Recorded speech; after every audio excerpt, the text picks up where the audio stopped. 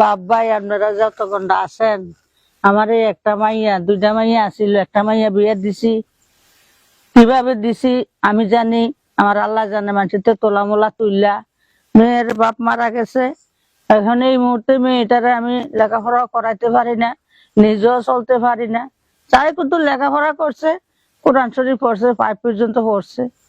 অহন মেয়েটারে বিয়ে শাদী দিতে পারি না। আপনারা যদি সবাই মিলে দয়া করেন, এরকম একটা ছেলে পান, তাইলে আমার মেয়েটারে ভালো ছেলে পাইলে, আপনার মনের মতন ছেলে পাইলে, মেয়ে তো দেখাইতেছি, মেয়ে তো দেখেন।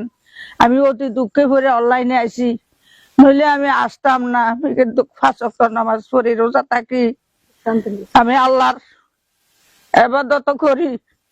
কিন্তু আল্লাহ হাদিসে বলছে গরিবের জন্য আল্লাহ ব্যস্ত রাখছে, কিন্তু গরিবে আল্লাহকে ভয় করে, বেশি বেশি বেশি ভয় করে। আল্লাহরে ভয় করি করতে গিয়ে আল্লাহ দরিদ্র করে রাখছে। যাও, এটা কইয়া লাভ নাই। আপনারা 10 ভাইরা আবার মেয়েটার দিকে দেখবেন, আমার দিকে দেখবেন।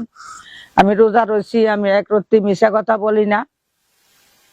যদি আপনাদের দয়া হয়, হৃদয়ে কোনো মায়া থাকে মায়ের জন্য, বোনের জন্য, তাইলে আপনারা এটা আমাকে জানাইবেন। এই মেয়েটা লইয়া আমি বড় অসহায় আছি, আর কি বলবো, বাসায় বলার কোনো কিছু নাই।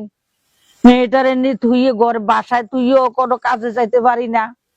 মেয়েটা দেখেন তো একটু সুন্দরী, জান্নাতের চোখ পড়ে, তো মেয়েটার কোথাও বার করতে পারি না।